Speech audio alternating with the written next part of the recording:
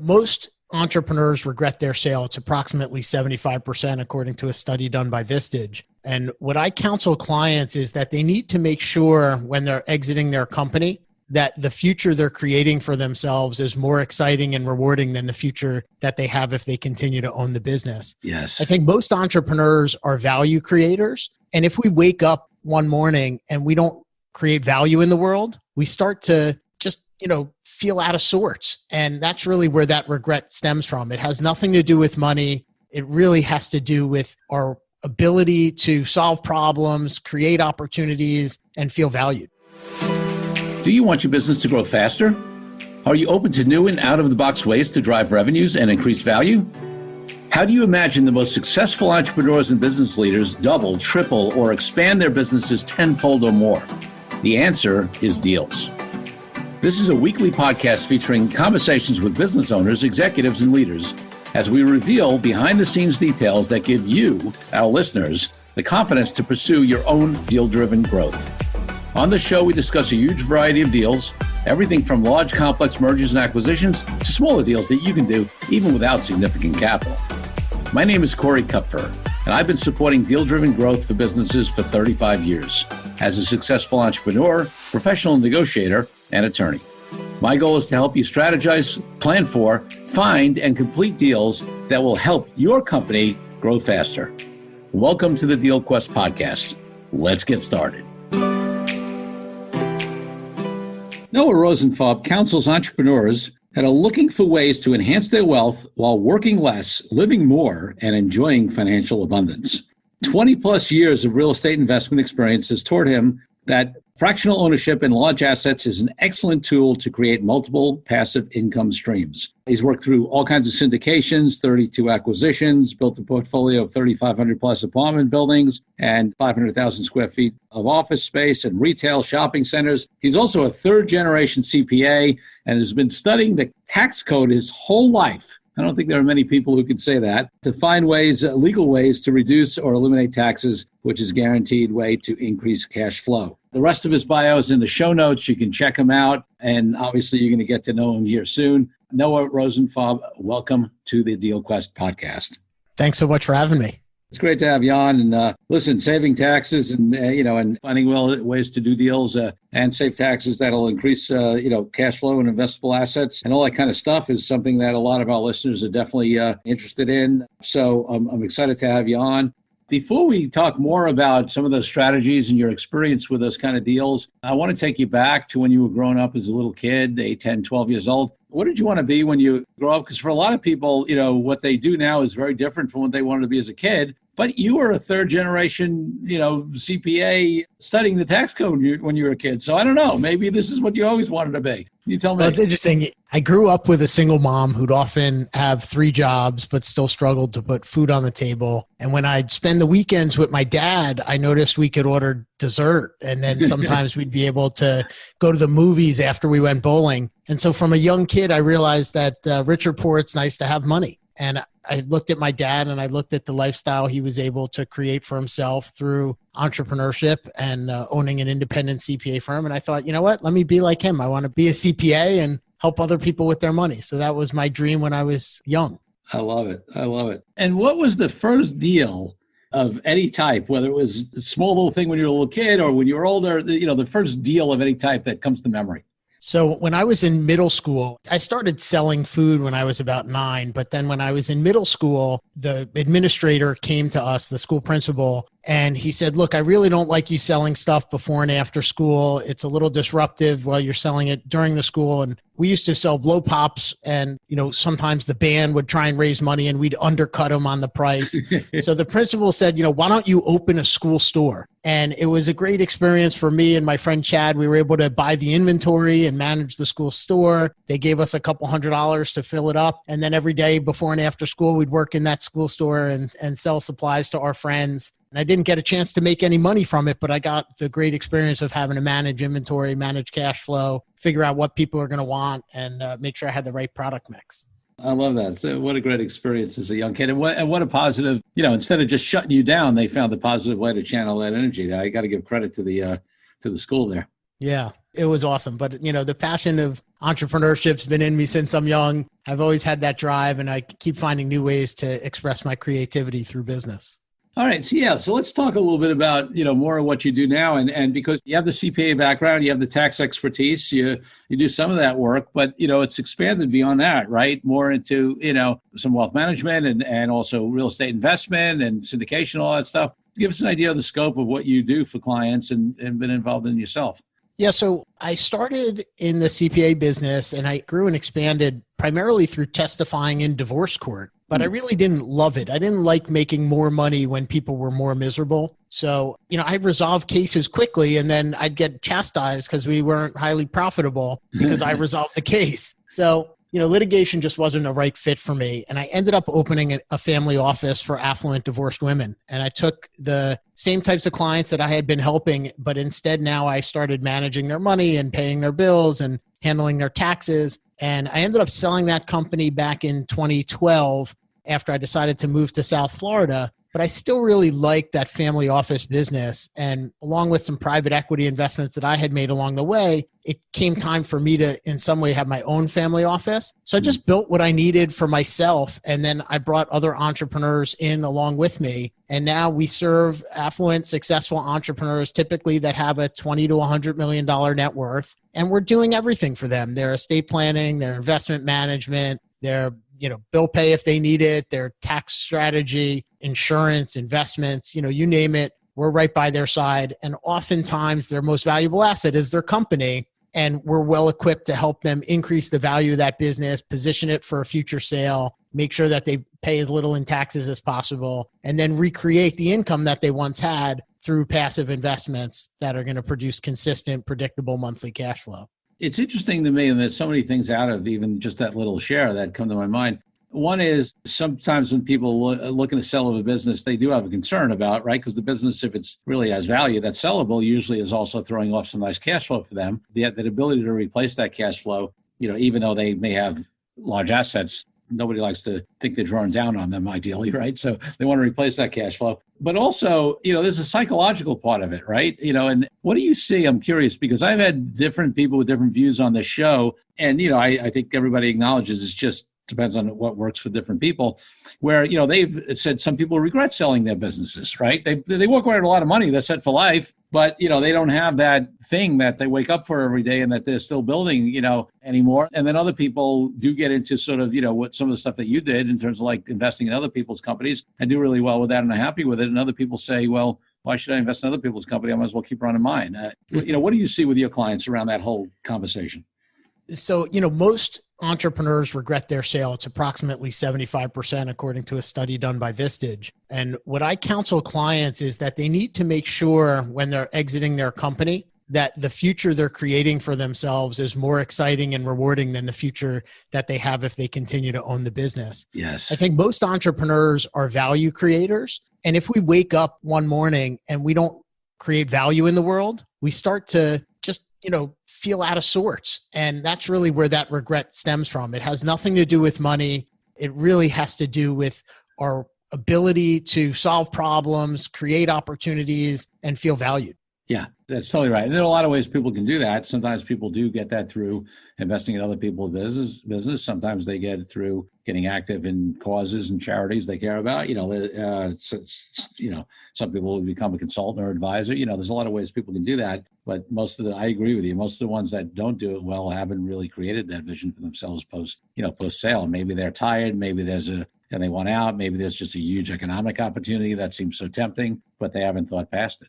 Yeah. So what we do oftentimes when we onboard new clients and we help them build out their 10-year vision and make sure that we know where it is that they want to go, a lot of times if there's going to be an exit from their current business where they're either going to give up controlling ownership or maybe the whole entire thing, we're looking at what are you going to do next? And we have a program called an ideal week where we start to map out what does that ideal week look like in CEO post-operational world. How are you spending your time? You could play golf 3 days a week. You could ski in Vail. You could spend your summers in the Hamptons. You could spend your winters in Palm Beach.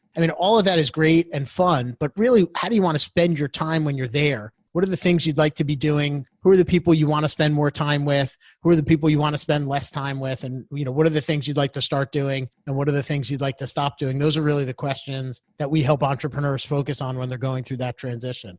Love it. I'm going to switch gears a little bit because something else you also mentioned is that you did some angel or VC investing, prior to starting this latest business. Curious about your experience with that, lessons learned. There'll be an episode that's launching, a couple of weeks before yours with Nick Adams, who's a VC. And we talked about that world specifically from his point of view. Curious about your experiences as an investor and during that stretch when you were doing it. Yeah, so I've had significant minority investments in operating businesses. And then I've also run a private equity fund where we acquired 100% of portfolio companies. And then now we've transitioned to acquiring royalties in online businesses through a new company that I control called Fiji Royalty, FIGI Royalty.com. And that company we're actually in the midst of taking public, which is really exciting. But what I would say is I learned two things that have influenced where I'm headed. One is that I don't like investing my own capital if it's just my own. I've realized that because I have the capacity, talent, and acumen to invest other people's capital, that it's not as efficient for me to make investments of just my own money. I'm better off making a larger investment and bringing people along with me. And then in addition, I get the benefit of making money on their money when we profit. So there's like this double bonus for me. The second thing I've realized is that I like cash flow. And I've just valued cash flow so significantly that I really shy away from investments that aren't going to produce immediate or have a high probability of producing consistent long-term cash flow after a short time frame.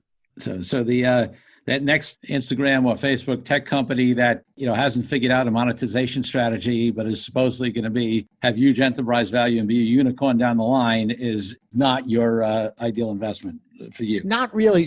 I saw a great Jeff Hoffman, who's one of the founders of Priceline. He speaks at some EO functions. Just to interrupt you real quick, Jeff Hoffman was the first, September 11th, National Speakers Association, where I happen to be the president. Now, this is going to launch, actually, this will have launched, this episode's coming out after that, but he's my first speaker at National Speakers Association, September 11th, New York chapter.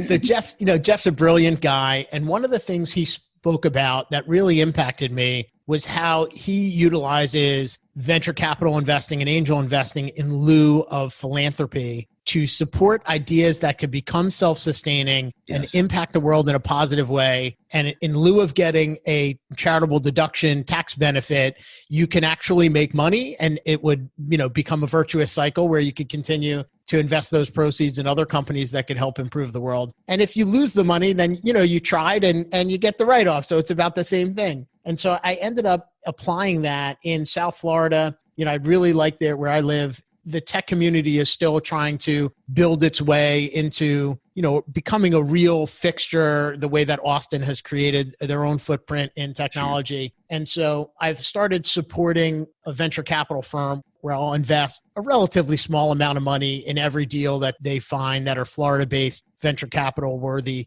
companies. And really, I'm doing it to support our ecosystem and just make sure that people know they could have a company in South Florida that could get venture funding. And you don't have to be in Silicon Valley. You don't have to be in Austin. You don't have to be in New York. You could be right here in sunny South Florida, where there's a great cost of labor, great lifestyle, great cost of living, and no state income taxes. Love it. So, Doug, we were mentioning in your bio some things about real estate syndication investments. Actually, before I go there, I just realized there's something else I want to raise, because one of the things I try to do and highlight on this podcast is to expand people's view of what kind of deals are available out there. Because sometimes people, think about deals are just venture capital or big M&A, and they think, that's all there is. But there's licensing deals and affiliate deals and sponsorship deals and joint ventures and strategic alliances. And you mentioned something about this fund where you guys are acquiring royalty, revenue. That's the type of deal that people might have heard less about. I'm curious, if you'd spend a few minutes on that before I move to the real estate side. Sure. So we've pioneered a new structure for this very small niche of the industry that exists right now, which are online businesses. So content businesses, platforms, SaaS companies, even e-commerce businesses, companies that typically are very fixed cost light. So everything's variable cost. We've seen them become pandemic proof in the sense that there wasn't a physical office that people went to from 9 to 5 from Monday through Friday. So when they couldn't go at any place in particular, it didn't really impact their company. But we find these little niche businesses that are often run by a lifestyle entrepreneur who's making $150,000 a year to maybe a couple million a year with very few employees. And like I said, very light overhead, and will invest in their business in exchange for a percentage of their revenue. Mm-hmm. So we're not their business partner. If they want to fly first class to a conference, if they want to order a $300 bottle of champagne and, take a bunch of people out for a fancy party, none of that bothers us because we're just getting paid off the top line. Right, off top line. So you don't care what the expenses are. Yep. We don't care about do all the tax, expensing that they want, whatever, however they want to run the business, that's up to them. We're just getting paid a percentage of revenue. And we found that in these companies, which are typically trading at sometimes 2 to 3 times earnings, the entrepreneur who's, buying that company, he's expecting to get, if he paid cash, 50% or 33% returns if he has no growth. We can come in and provide them with cash to close and do an acquisition. And if they have no growth on that company, we'll get 20 to 30% returns on our money. And it's still a lower cost of capital to him than putting in more equity. So we're providing this very highly leveraged finance transaction, but through a royalty structure. So there's no debt, there's no default risk on the part of the counterparty, so that they don't owe us the money if the business declines. And if they grow their company, we structure it so that our percentage of revenue goes down. So as they grow the business, more of those rewards go into their pocket, as opposed to if we were a minority partner, we'd want a pro rata piece of every dollar. Right. Yeah. So it's interesting, listeners, if you think about it, right? It's not a loan. It's not an equity investment. You don't have all the things with having minority ownership and owners and what happens if somebody wants to leave and all that kind of stuff. But it's a contractual right to receive a percentage of top line revenue. Doesn't affect the expense decisions. And then is there, and by the way, stop me if there's anything you don't want to share about your structure, right?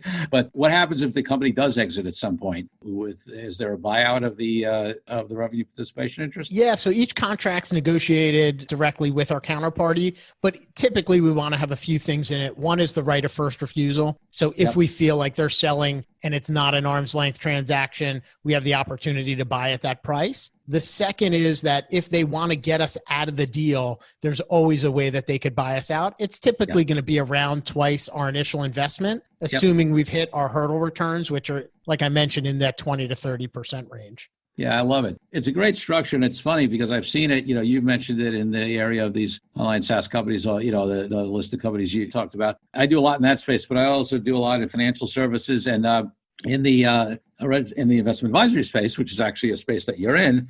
There's a service platform provider that we do a lot of business with, Dynasty Financial Services, and they have a similar model where they have a revenue participation interest vehicle that they do with some of their platform firms to provide, again, some liquidity and funding for them without taking an equity interest, and it's also off the top line. So, it's a similar vehicle there used in the financial services space. So, one of the reasons to sort of hit my highlight, it's something that a lot of people don't think about in a way to structure, a deal without giving away equity or having your ability to make expense decisions be effective. I love it. I'd add one other thing on top of it. So this company I mentioned, we're already SEC reporting. We're just going through our last round of financing, and we'll list those shares that we sell on the public markets. But what's unique about SEC reporting is when you have minority equity, you basically have different reporting requirements and different compliance requirements than when you have a royalty, because a royalty is not a security. So part of the reason to structure these royalty transactions the way we did is that we don't actually own any securities. We're not acquiring securities. And eventually, if we want to sell any of these royalties, we're not selling securities.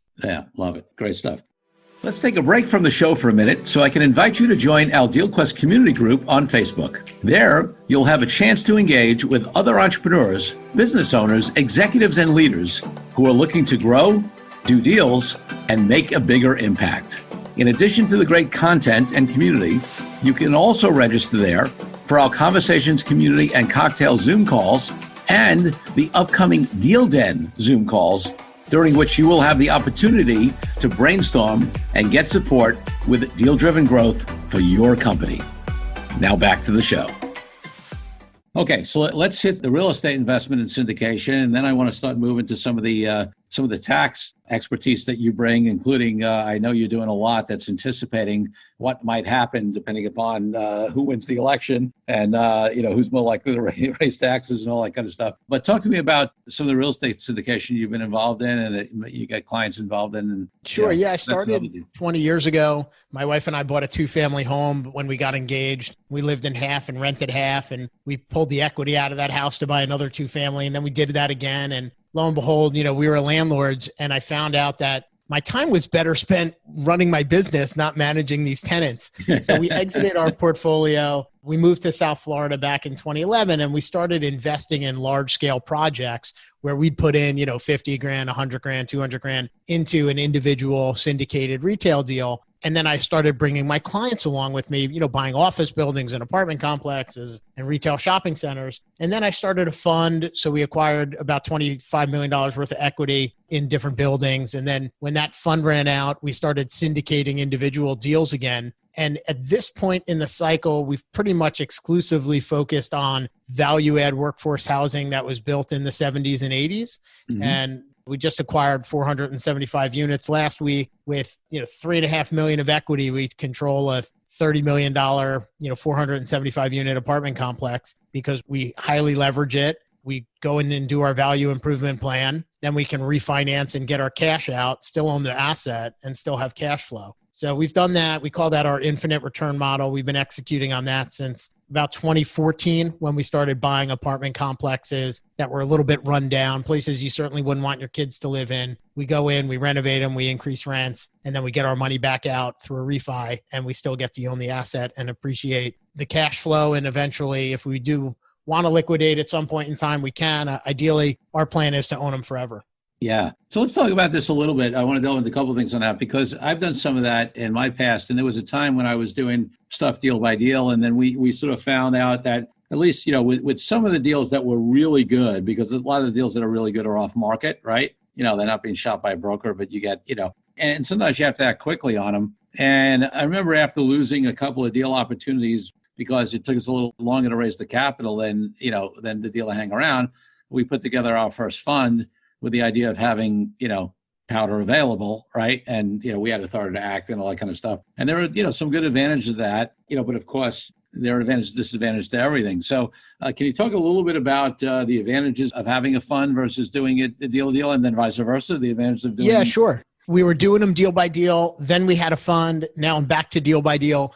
Part of that is the benefit of the fund is, as you mentioned, you've got the authority to write a check without any concerns about making sure the check's going to clear. That's a huge advantage as a sponsor. The other advantage for the investor is that on a portfolio basis, you earn your fees. So, in my case, we were getting 20% of the performance on the portfolio. So if I had 9 winners and 1 loser, the 1 loser would reduce my fees on the winner. When you syndicate deal by deal, it's very different. Your fees just come out every deal. So from a client's perspective, sometimes the funds have an advantage because of that offset. And then also for tax reporting purposes, sometimes a fund could be simpler. What I didn't like about the fund structure coming into this part of the cycle, my fund was expended at the end of 2018. And, although COVID wasn't here, and although the economy was as hot as ever, it just didn't feel like the right time for me to ask people to commit capital because I didn't want pressure. Asset prices just felt like they were getting really high, and I didn't want the pressure to deploy the capital. I didn't want my clients to feel like they had to reserve that cash for the day that I called them and said I had a deal. And then what I realized was that because I have a great group of people that have been investing with me for over a decade, if I call them and I say I've got a deal, they all want in. And now we send out one email, we get oversubscribed within a few hours, and the fundraising's been really simple. A lot of times I'll have to bring, a couple $100,000 more to a closing and wait for people to shuffle money around, but I'll cover them for the week or two that they need it. And so it hasn't really been a problem for us yet. We're sourcing all these deals off market because, again, I think that is the way that most of the best deals get done is through your reputation. So we've got a good reputation, and that allows us the opportunity to get deals that, even though they're marketed off market, is still marketed. It's just not an auction. A lot of times when the auction ends, actually this property we just acquired that I mentioned, the auction ended, the ending price was around $32 million. the buyer couldn't get the financing once COVID hit. And then the seller went to his broker and said, what do we do now? And they said, well, let's, go to Noah and his group and let's bring them in. And we were able to acquire it for $29.9 million. The seller liked the financing that we were getting, the way that we operate the business. And they said, you know what, why don't we just finance it for you? They give us 90% seller financing with 0 interest for 6 months. So they let us take over the property 60 days before closing. We were able to increase our NOI by $80,000 before we even closed. So, a couple of things that you could do really well when you execute is you get a better chance to source deals and close them in an efficient way. And one of the things that our partner in Atlanta has done a great job of with their reputation is they haven't retraded any deals. So they've done 16 acquisitions in the last 2 years. They haven't retraded a single deal. And so that builds a reputation that, you find out that there's some roof damage over here or one of the vacant units needs some plumbing work. We're not going to nickel and dime. We're just going to close at the price we agree on. And by paying an extra 50 or 100 grand on a couple of these deals, by not really negotiating as hard as we can, we're getting great off-market deal flow because every broker wants us to be their buyer. Yeah, that totally makes sense. That's the smarter, longer-term view. That's way more valuable than the closing discounts you could negotiate on any given deal, no question. All right, one last question on this, and I want to move to the tax side. Whether it's on a deal-by-deal basis or on a syndicated basis, dealing with other people's money. Now, you deal with other people's money in a number of ways, right? Because you manage money, right? And then also, the investment side. Not everybody's cut out for that. When you're responsible for other people's money, it's a whole different ballgame than when it's your own. And sure, when things are going well, it's great. But even in the best of the smartest people in the best of times, whatever, unless you're the exception, have had at least a deal that hasn't worked out as they suspected, or the economy turns, or they got to hold longer, or whatever, and that creates, there's a whole different sort of skill set and mentality and even constitution of people who are willing to deal with other people's money. Thoughts on that?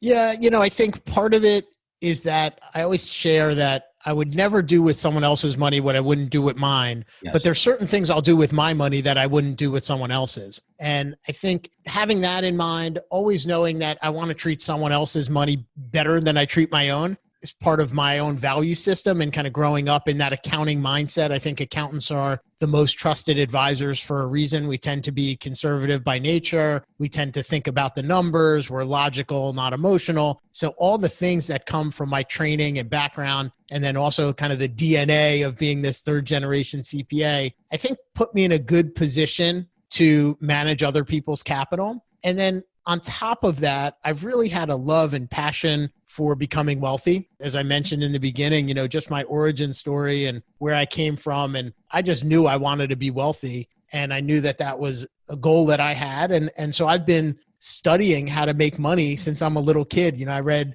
books about money when I was 9 years old, 10 years old, 11 years old that most people weren't reading, until they were in the 30s. So I've just been able to take everything I've learned and apply it to my clients because it's where I'm passionate and allows my clients who tend to be more visionary type entrepreneurs where they can lead and grow their successful company and know that they've got someone that's, got their back, watching out for everything that's going on in their financial life, creating complex structures that save them lots of money, but they don't have to deal with the details. And that's where I just find there's a lot of value that I'm creating and it makes me feel good.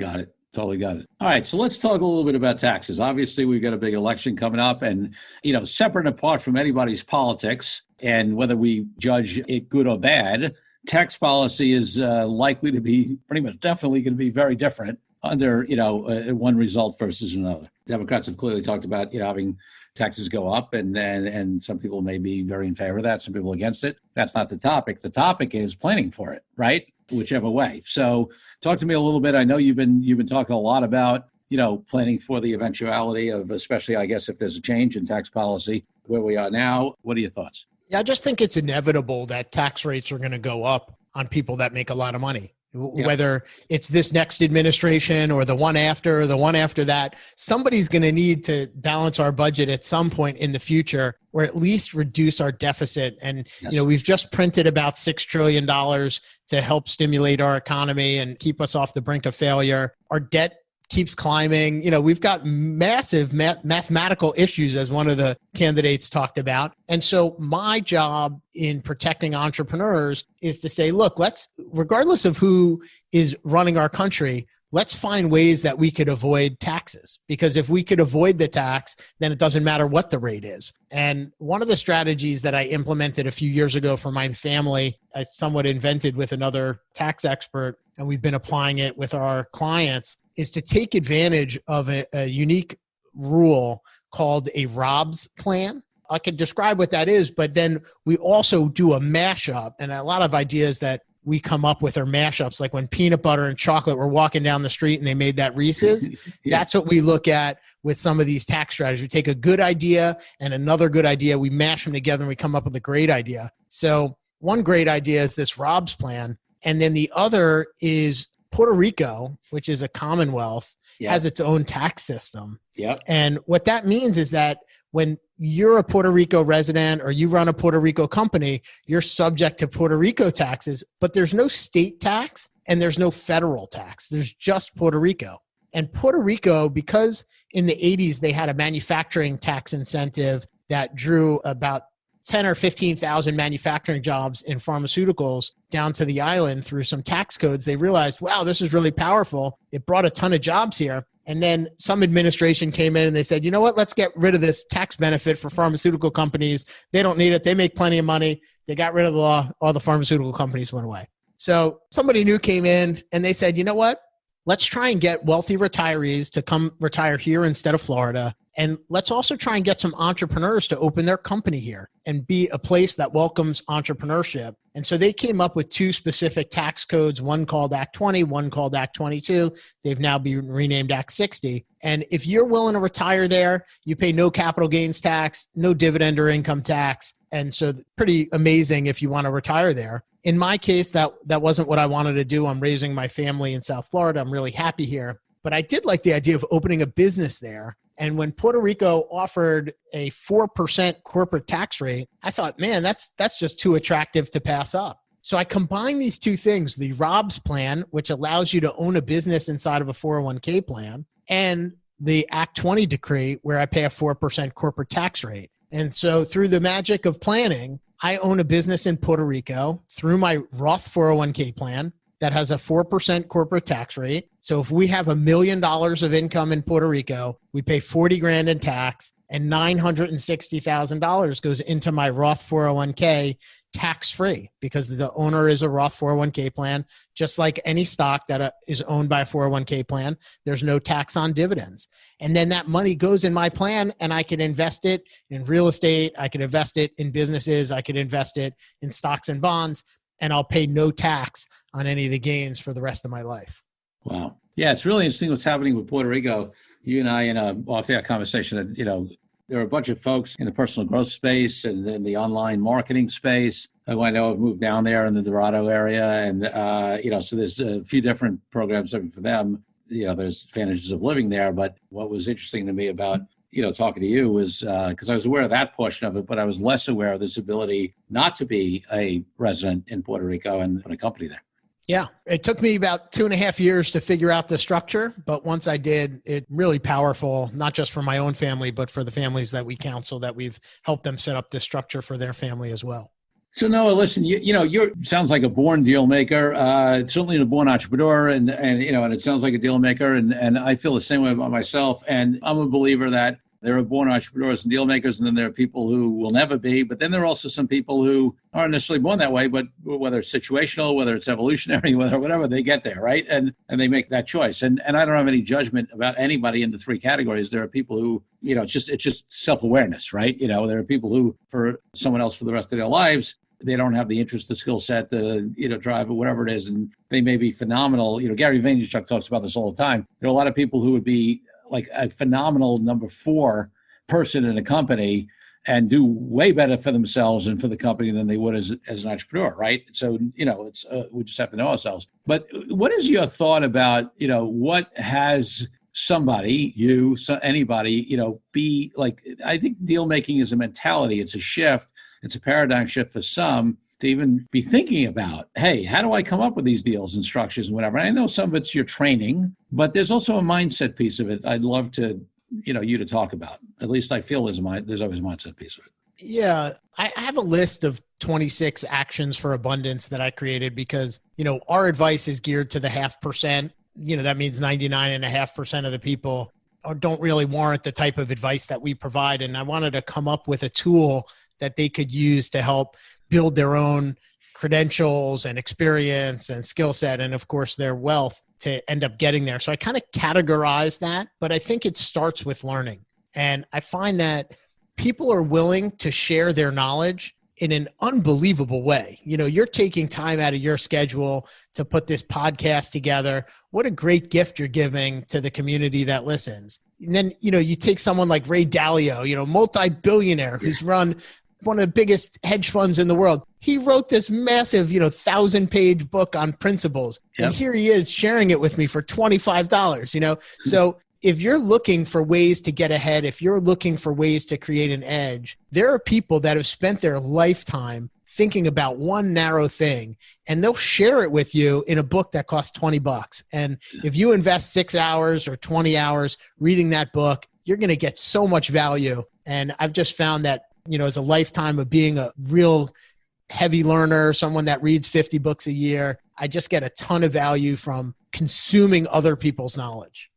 I think that's a huge help in shifting, that mindset. And the other thing for me, we've talked about, a little bit, Entrepreneurial Organization, other organizations where, you mentioned Vistage early in the podcast, organizations where there are like-minded individuals who have that same sort of entrepreneurial spirit and deal-making spirit and, whatever, putting yourselves in those environments. I love the concept that EO has a peer-to-peer learning. It's why I was involved as a member for so many years. I've taken a little time off, but I'm likely to come back. But, it's that peer-to-peer learning opportunity that's amazing. Yeah, I love being a member of EO and YPO, and I used to be a Vistage speaker, and my dad was a Vistage member for a long time, and I used to get his audio tapes from all the teachers that came through and taught for half a day, and I would, listen to them back on tape when I was first starting my career. So if you have a thirst for learning, make sure to satisfy it, and that'll certainly help get you on your way to being a better deal maker. Love it, love it, love it. So before I ask you my final question, Noah, so much value here. I'm sure our listeners are going to want to know more. What's the best place for them to find out more about you? You could go to our primary website, freedomfamilyoffice.com. You could register there for tax tips and ebooks and a bunch of resources that we have. And you'll, of course, get on our email list, and we'll send you any information that we're promoting for, education, typically around how to save money, grow your wealth, avoid taxes, and have a great, healthy family life as well. Love it. Love it. So my final question on the podcast is always about my highest ideal, which is freedom. And for me, freedom is everything from freedom from oppression for all peoples in the world to the reason I'm an entrepreneur and haven't worked for somebody in 30-something years, what I want to do when I want to do it. But freedom means different things to different people. And I'm always curious about, so what does freedom mean to you? How does it impact your life, your business, how you advise clients, how you do deals? Yeah, so Freedom is the name of our company, and it's been the name of all the businesses that we do and all the deals that we do. They're all Freedom deals. Mm-hmm. And it's because freedom to me represents choice. And, going back to growing up, I saw the choices that my mom had and the choices that my dad had. And I just knew that my dad's choices were so much more free than my mom's. And I wanted that freedom for myself. And the freedom of choice comes from a certain level of financial security for sure, but it also comes from a mindset and a willingness to understand what your priorities are and make choices that are aligned with them. Yeah, I love that. It's funny. I was thinking that, you keep talking about the experience you had with your mom and with your dad. It reminds me of Rich Dad, Poor Dad, right? Robert Kiyosaki, who always had the benefit of that contrast to show him what he wanted over what, was not as exciting, to him in circumstance. Well, listen, I so appreciate having you on the show. You brought, so many different topics we covered just in 40 minutes of different types of deals, investing, tax strategy, and that kind of stuff. I really appreciate having you on, though. You brought a lot of value. I appreciate you having me on and asking me great questions and the opportunity to share with your audience. Fantastic. Thank you for joining me on this episode of DealQuest, where we help you understand how deal-driven growth can be your ticket to freedom. You can be a friend of the show by leaving a review on the Good Pods app, podchaser.com, or any major podcast player. Every review helps the show reach more listeners. If you're ready to take your deal making to the next level by becoming a master negotiator, head over to Amazon or Audible and grab a copy of my best-selling book, Authentic Negotiating. Then connect with me on LinkedIn and let me know your thoughts. I'm Corey Kupfer. Until next week, wishing you the freedom and financial prosperity that I know your DealQuest will bring.